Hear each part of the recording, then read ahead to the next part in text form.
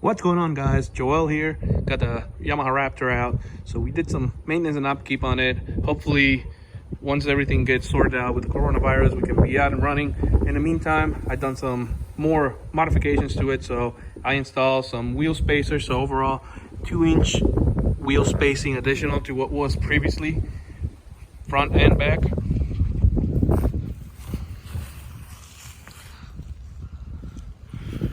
You can see the spacer over here. There you go. So if you look online, there's always mixed reviews regarding wheel spacers and what to use them for, what to use them for not. If you've seen my videos before, you see I'm not much of a jumper. Mainly it's all trails, mud, and just messing around. One thing that everybody does mention is that with the increase of width, you will have bumpsteer issues. So what that means is that your wheel is going to start jerking off like crazy, and the quad can actually pull you out of the seat. So to fix that, what we've done is we've gone in here and bought ourselves a CCP steering stabilizer. So this is fairly straightforward installation.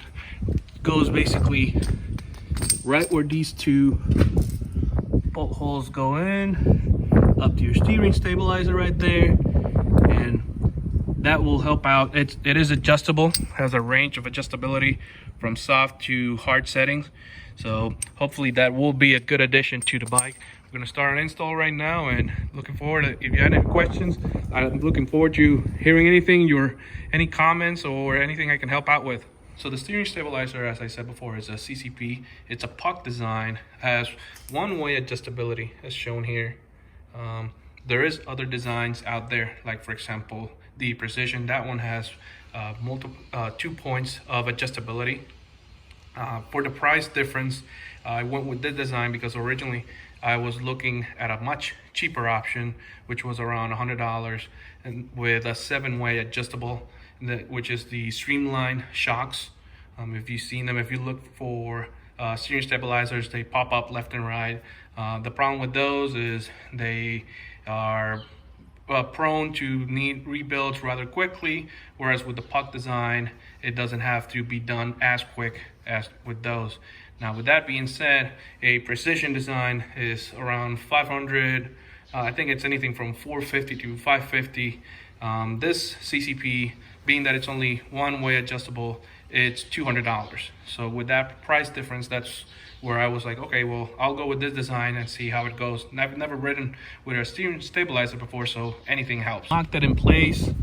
There's no bolts still put in. I'm just seeing how it's gonna be attaching and how it's gonna be moving around.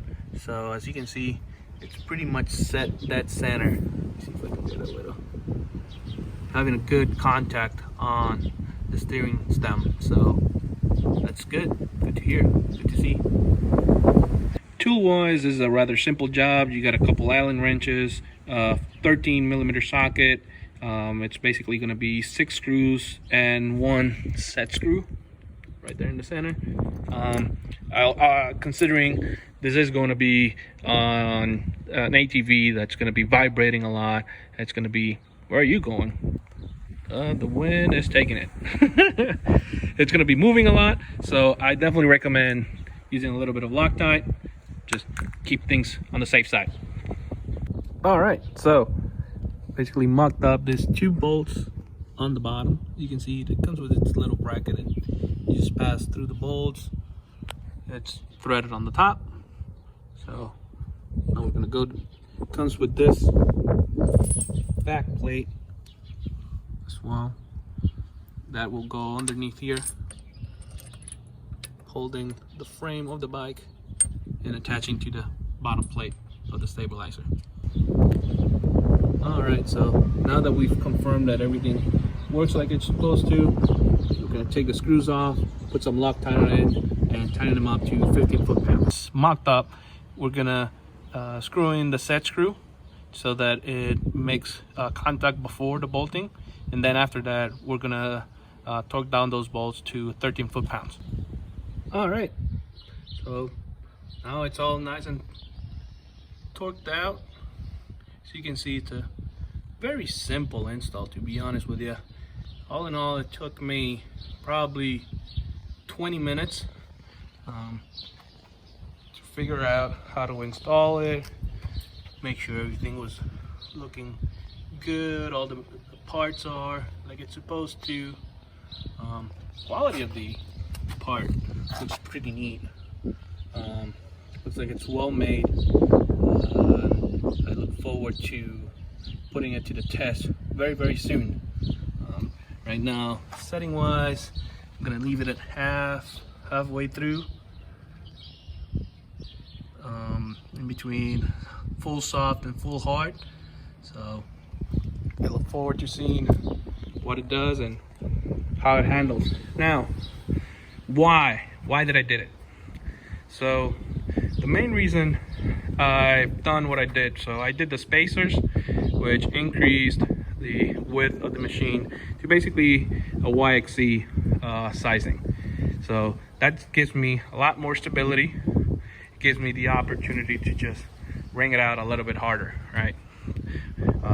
So why didn't I just go and replace it with a YFC?